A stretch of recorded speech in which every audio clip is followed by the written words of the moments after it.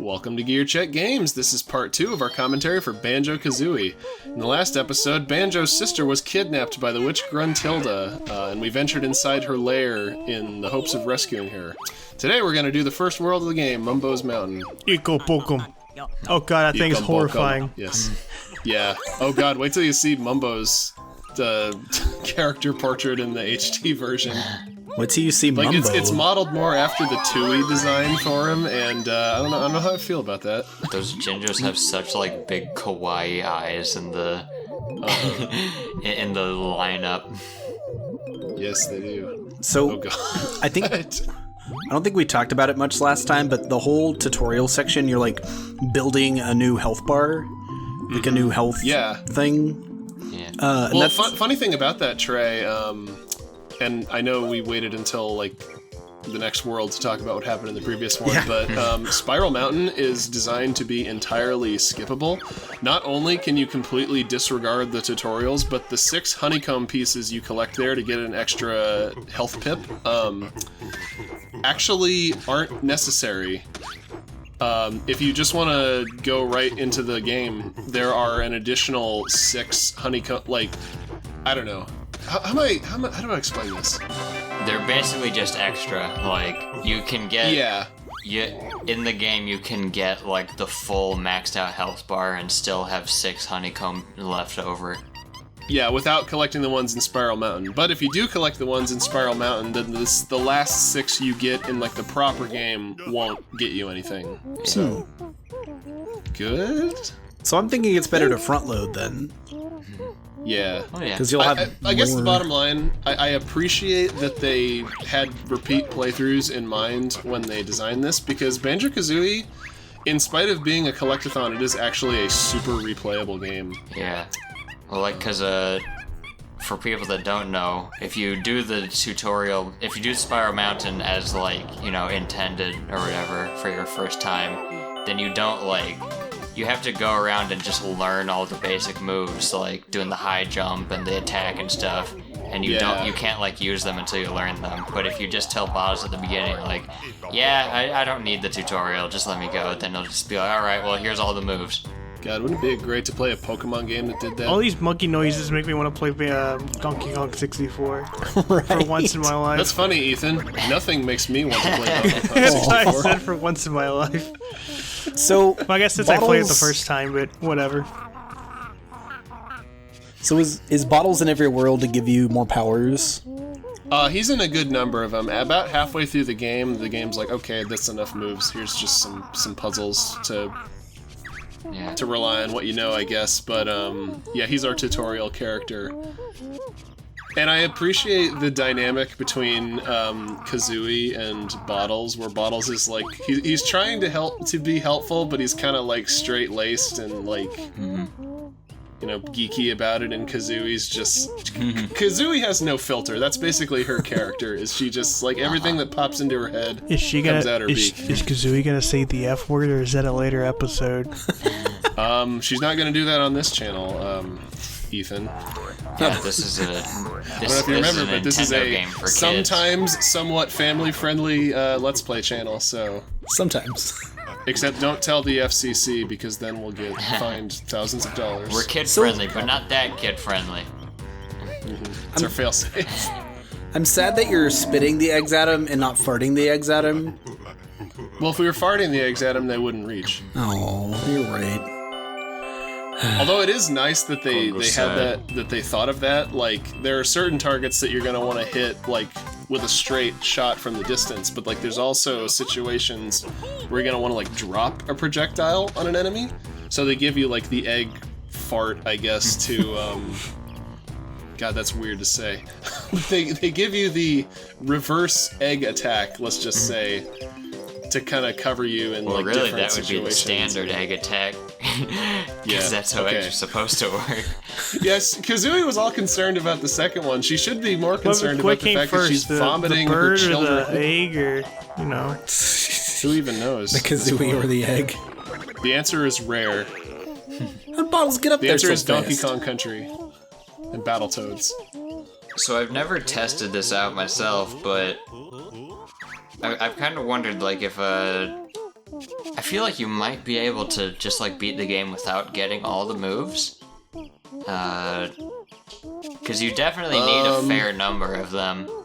But I think there might be at least like 1 or 2 that you maybe don't need.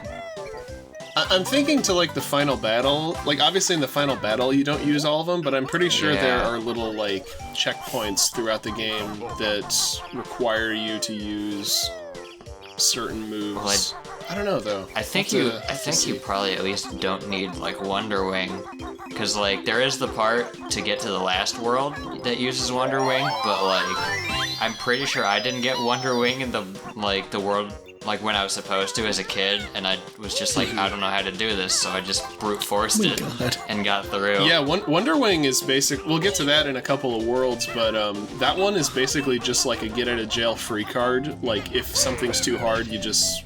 I mean, there are things designed around like having invincibility, but you can use that in situations where it's like, this is too hard. Like, I'll give myself a free pass here. Well, now that I think about it, I think the question that I was thinking about, like, because I thought about this way long ago, and I think the thing I was actually thinking about was, just like whether you can just have a situation where you just play through the game naturally and you get to the final boss, and then you get to like a certain phase of the final boss where you just can't do it because you don't have the right move because you just never picked it up.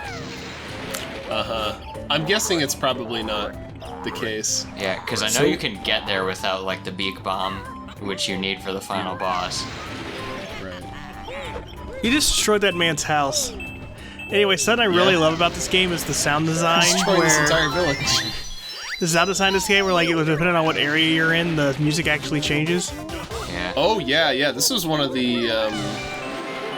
Well, we talked about this in Wario Land, but like dynamic music, it had been done before in stuff like Mario World, where like, oh, you're riding on Yoshi, now there's drums. But I think to this point there hadn't been a game that did it to the extent of Banjo-Kazooie, where like it's almost like a film score, where like, you know, characters have their own little leitmotifs or, you know, melodies that you recognize when certain things are happening. Like, this was one of the early examples of a game doing that. Like, when you get close to the termite mound, you get like a snare drum arrangement, or when you go underwater, everything gets all like muffled, and you know, it's just such a great touch. Like, that's one of the things about this game that just puts it over the edge for me, is how, like, for such a cartoony game, they really did take the world building and immersion really seriously. Yeah. Well, even now there's still not a lot of games that do like dynamic music like that, except for like linear experiences. Yeah. That like you just hit a oh no. You know, you just hit a point in the progression and then the music changes for like a different scene. Yeah, if you've ever seen like a game ripped soundtrack for Banjo-Kazooie, there's like hundreds of songs, because they include like every different rendition of Mumbo's Mountain. You know, like when you're near Mumbo's skull, or when you're by the gorilla, or it's. Yeah, I remember I was doing. I can't believe how much they put into these games, like in such a small amount of time. I remember I was doing like a final project for college or something, and I needed to be up all night to finish it. So I was like, you know what? It's gonna keep me awake. I'm just gonna listen to the entire just like Banjo-Kazooie and Tooie soundtracks, and it lasted me for like, I don't know, like 12 hours or something. Three days later, Dan was like, why am I still here? Dude, even right now I'm like jamming out to the music. Yeah. Dude, I like that each collectible has a different sound when you pick it up. Yeah, that also. too. Oh my god. So before we got on, I was actually watching some beta footage of Banjo-Kazooie from like Space World 97, I think. And the original egg sound effect, like, look it up. It is like, if they had left that egg sound effect in as it was, it would have doomed the game. I'm not even exaggerating. It's awful. Oh. So but you know, it's a beta sound. Like, what'd you expect? Well, you're right. The music, the monkey does have different knowing music. Rareware, that could mean like that could be any sound for that egg. Okay, it wasn't anything offensive. It was just like a real, you know, it was like the first draft of like, here's what the eggs could sound like, and it's like, bah, bah, bah, bah. So wait, that's the 10th one? No, that's actually... Thank you for asking that, Trey. So the witch switch that we just pressed, those are how you get the 10 jiggies in Gruntilda's lair. Each level has, you got the first one as a freebie, but the other 9, because there are 9 worlds in the game, you have to push that switch and it'll make a jiggy appear in the overworld that you solve a puzzle to find. Kind of like the secret stars in Mario 64. Think of it like that. Yeah, the castle's secret stars. Yeah, Mario 64, the game everybody claims this ripped off, but like, I don't know, I kind of go to Banjo-Kazooie and Mario 64, Mario 64 for different wishes things. it was Banjo. Yeah, you might say that. I feel like what Mario 64 like brought to platformers, like this perfected. Yeah. Yeah. Mario you definitely could make has a that lot argument. more, like, it's definitely got a much more interesting, like, movement mechanics. Yeah. Which I think is the main strength of Mario 64 is that, like, the levels are pretty, like, simple and whatever, but just, like, moving around is the fun part. Whereas Banjo is a bit simpler in the movement department, but it's just got these really, like, fantastic worlds and, like, that are just really fun to explore. Yeah, Banjo's movement is more like simple and basic, I guess, and I would even say that he's a little easier to control, like to a novice player. Whereas Definitely. Mario is more like there's less like flavor in the presentation over, like, it's still a good presentation, but like Banjo just, it kind of picks up the slack in the gameplay department with just like how charming all the characters and scenarios and presentation are. I like that Termite Banjo still has pants and a backpack. Yeah. Yes, he does. That's how you recognize him as Banjo. And Otherwise, he's just a regular old bear. the other termites still attack you because they're jealous of your cool backpack and shorts. Uh-huh. Yeah. Yeah, that's how it was on the playground back in the day.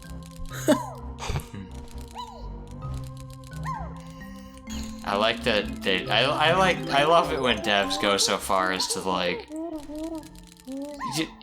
the termites attack you in termite form is something that like is a little weird, but like nobody's gonna question it really. But like they came up with a reason anyway that was like pretty funny. And well, it's like they could have just had them not react to you or like Yeah. have the exact same programming and like nobody would have noticed or complained, but they went the extra mile and actually gave them unique dialogue for your termite farm. So like that's what I'm talking about when I say this game is like possibly the greatest collectathon ever made. Is just like There's so much love into it. Like they really think of everything in this game. They were firing on all cylinders for this one. you're not gonna Thankfully, my controller did not come unplugged again there. I just wanted to show off another great feature of this game. You can actually check how many of each collectible you've found. not gonna show off On the the pause denser screen. than water termite action. I'm afraid not. It wasn't part of my not very well optimized If you jump in the route water through this game. in termite form, like obviously they didn't program like a swimming animation or anything, so you just sink to the bottom and run along the floor of the water. That's pretty great. I forget, does Termite Banjo have unlimited air? Yeah, I think so. Nice. If only you could take him into Clanker's Cavern. Oh god. We'll get to And Clanker's get Cavern soft locked. in a future Just episode. fall down the hole and you can never get out. Oh yeah, you'll never run out of air, but oh my god, it's like the falling into the pit from Mystic Cave Zone when you're supersonic. You just have to wait for Sonic to slowly die. Except termite Banjo can't die. Yeah. Yeah, it's somehow more morbid, I guess. I'll be stuck as So I guess this would be a good time to talk about... Sorry, Trey. No, go ahead. The musical notes. So the musical notes are basically like this game's version of Mario's coins, to a fault. Thankfully not in the Xbox Live Arcade version, they changed it, but in the original Banjo-Kazooie, the notes were not like collectibles in the way that the jiggies are, where like you pick up the monkey's jiggy in Mumbo's Mountain and like you have that jiggy permanently. They were more like the coins in Mario 64. Like, it doesn't matter what jiggies you get, it just matters how many you get, and every time you re-enter the level, for any reason, all of the jiggies respawn, and it was more about getting like a score, You mean a high notes, score, right? as Not opposed to like jiggies. collecting them. Yeah, and sorry, I misspoke. But the problem with that is that when we get to the later levels, there are scenarios in which you can be instantly killed, which causes you to have to restart the level, and you lose all of your music notes. So that was another reason why I wanted to do the Xbox Live version, was just because, like, I don't know, it's already it's already stressful enough, like, having to record like footage and like make it look competent and remember where everything is, you know, not look like a complete fool. So it was just nice to have that one little extra like convenience, like at least your notes don't go away when you screw up. I will say, though, I do still feel like there is merit to the old system, where you just, like, because, like, it's the same as the coins in Mario 64, where, like, it's just kind of an extra challenge of not just collecting collecting everything, but, like, kind of mapping out a route and stuff to get everything without, like, kind of lessening the risk of dying and losing all your notes when you've, like, when you're later in the route and have more to lose. So like starting in the hardest area in Clanker's Cat, or in the level, Rusty Bucket Bay. Rusty Bucket, starting in like the engine room and then working your way out from there. So there is like a kind of extra layer of challenge that is pretty fun in its own way, but I can also appreciate people not wanting to deal with that. Well, yeah, there's like a give and take to it, because it does kind of, I will say, it does take away a lot of the game's challenge and tension in the Xbox version, because, you know, those moments in like the late Rusty Bucket Bay or Click Clock Wood, when you're carrying like 96 notes and you have no idea where those last 4 are, like that is and you're stressful. At like 2 health. Yeah. Or it's like, oh no, I gotta swim under the ice now. Oh god. Yeah. But you know, that is like a valid, like, engaging game experience to have, but I guess it just kind of depends on what you're looking for. Like, if you're coming into Banjo more casually, then I would say go for the Xbox version, but if you want that extra layer of challenge, the N64 version will kind of cater to, like, your knowledge of the levels and your route planning, I guess. Yeah, well, I guess that also kind of plays into the fact that, you know, you don't have to collect everything. Like, that's just if you want to be a completionist. So, like, for a normal player that wants a stress-free thing, like, it's kind of, like, built around them, like, getting most of the notes and then dying, and then be like, alright, well, I got enough notes to move on. Well, one thing I just remembered that's kind of a plus to the way the Xbox version does it is, I feel like the N64 version kind of discourages you from doing, like, a couple jiggies in one world, then going to the next one, and, like, going back and forth.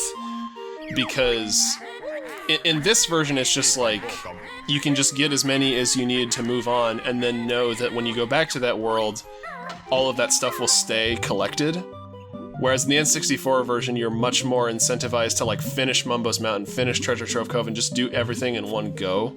Yeah. Which is the way that I played this playthrough, just habitually and for the sake of, like, coherence. So, I like that where you unlock the level is not the same place where you play the level. Yeah, that actually tripped me up a couple of times.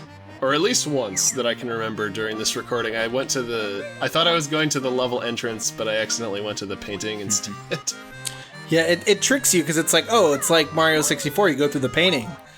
It's like, not so, it's just half of it. Nah, man. See, that was how they avoided the lawsuit. It's like, no, you don't jump into the painting, you have to put the painting together, and then it makes a world appear somewhere else, okay? It's not the same thing at all. Anytime they get close to copying Mario 64 too much, they just send a picture of an axe in the mail, and they're like, remember that tree we sent you? Friggin' Chris Sutherland wakes up one morning with, like, a bear's head in his bed. Signed Miyamoto. Just like a bloody backpack in his bed. Duh. We'll be. Never mind. See us in part 2. Good night. See ya, BB. I'm not even doing the segue.